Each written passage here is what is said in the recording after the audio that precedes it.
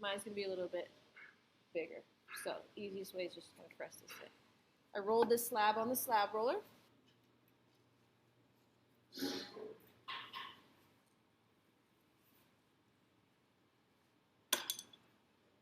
Remove your extra clay. It will stick to the banding wheel, so just put paper towel underneath it. And I'm going to go ahead and start by building the base and putting it on there. All right, now I'm going to show you how to roll coils. Okay, the key to rolling coils is having fresh clay. If it's even the bit dry, it's not going to work. So, take the coil, roll it in your hand a little bit, just to kind of get it into a little bit skinnier cylinder. Then, I think it's easier to roll when you're standing up. Also, don't roll on the canvas because it just gets bunched up. So the only thing you need your canvas for is for rolling out a slab. Make sure there's nothing on your table. And when you're rolling, you're going to be using just the palm of your hands. If you use your fingers, it tends to make knuckle marks, okay? So I'm just using the palm of my hand, and I'm really just resting my hand on the coil. I'm slightly pushing, but I'm not like really pushing, okay? Now, watch what my elbows are doing. Really moving. It's like rowing a boat, okay? Sometimes what the problem that people have when they're making coils is they'll just do this, okay? See that? There's barely any movement with my elbow. What happens if you just do this is your coil will get flat, and it will start to make this thumping sound, okay? So your coils should be perfectly silent if you're rolling good coils. If it's making a thumping sound, then that means it's flat in one spot, and that's not going to be a good coil. The only way to get it not flat in one spot is to make sure that you do lots of elbow movement, because you want to make sure, and I'm going to draw a line here, okay, that when I'm rolling, it just went around one time, 2 times. So that's a minimum of the number of times it should go around. So if I'm rolling from here to here, it's 1, 2, 3. So I'm doing about 3 complete rotations on my coils. Starting from the center, rolling out. Starting from the center again, rolling out. If you have one spot that's a little bit thicker than another, just go back and push that area again. But that's a pretty good coil. Okay. So my first coil is just going to go right here, right? So I'm going to take this. The banding wheel makes work so much faster. So definitely get one. I'm going to score this too.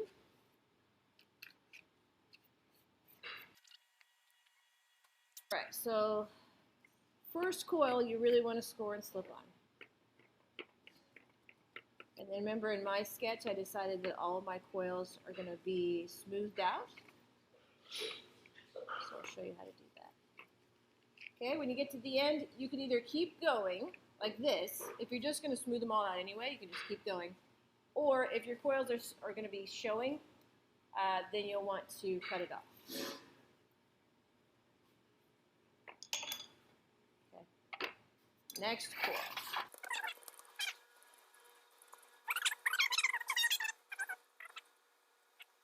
Now I'm going to want my coil pot, you can see, to start gradually getting wider and wider and wider.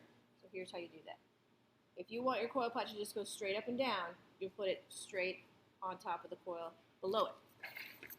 If you want your coil pot to gradually start going out, what I'm going to do is I'm going to slightly hang this coil off the edge.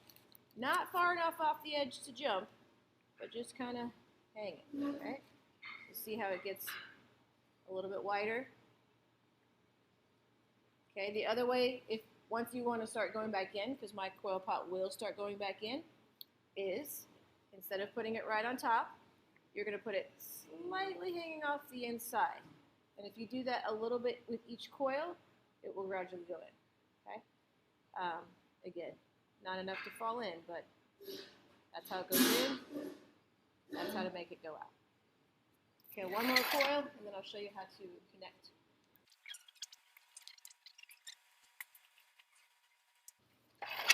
Okay. Like she said, if you're going to leave all of your coils showing like this and not smooth them out, then yes, I would have to score and slip this one to that one. Otherwise, it's not going to stay, and your coil pot will just break apart when it's dry, okay? So, you have to either score and slip or do what I'm about ready to do. I'm getting a little bit wider.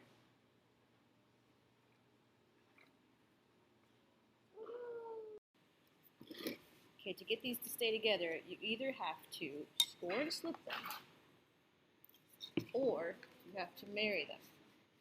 Marrying is best done with this tool right here. I like to use the rounded part of it. I'll put my hand on the outside of it to support the wall, and then I'll go in a downward direction with the tool. You can also go upward, whatever works. Make sure you get that bottom coil also blended in with the bottom. Keep your hand on it, and it's much faster if you marry 3 or 4 coils at once and just go all the way around.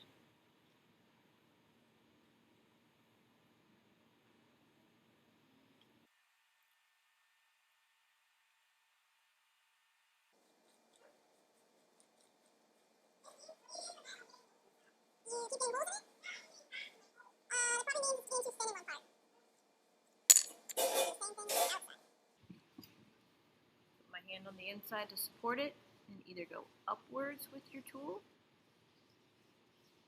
or downwards, whatever works, as long as you're getting those coils blended together so that you cannot see the individual coils anymore.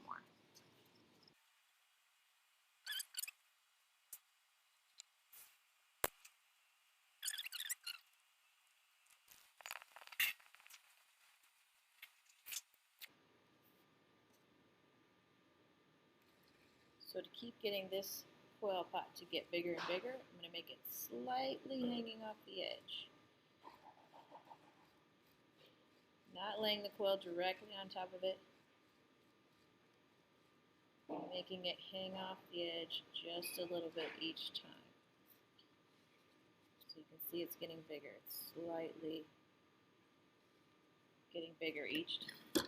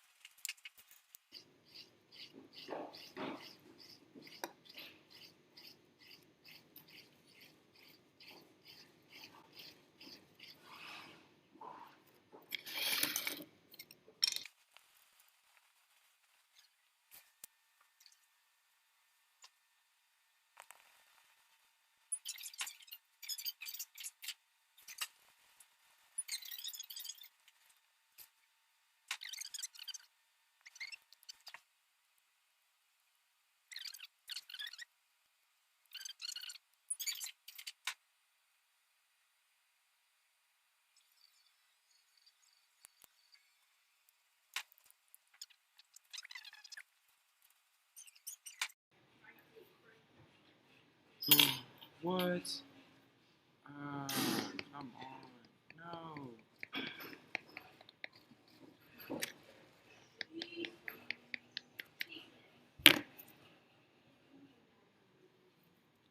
Okay.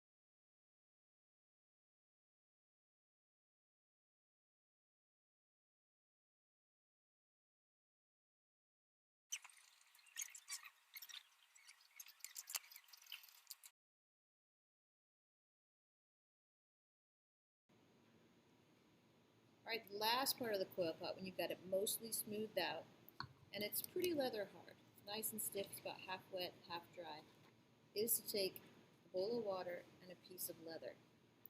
So there's 2 sides of the leather. There's this fuzzy side and the smooth side. you're going to use the fuzzy side. It's kind of like waxing a car. I use as many fingers as I can, covering it, and I'm going to do small circles. I still got my hand in here pushing against it. This is going to wet it down a little bit more, so it'll get a little bit softer and more flexible, but it's going to make it look really nice. Every once in a while this gets dirty, so just wash it off. That's why I have water.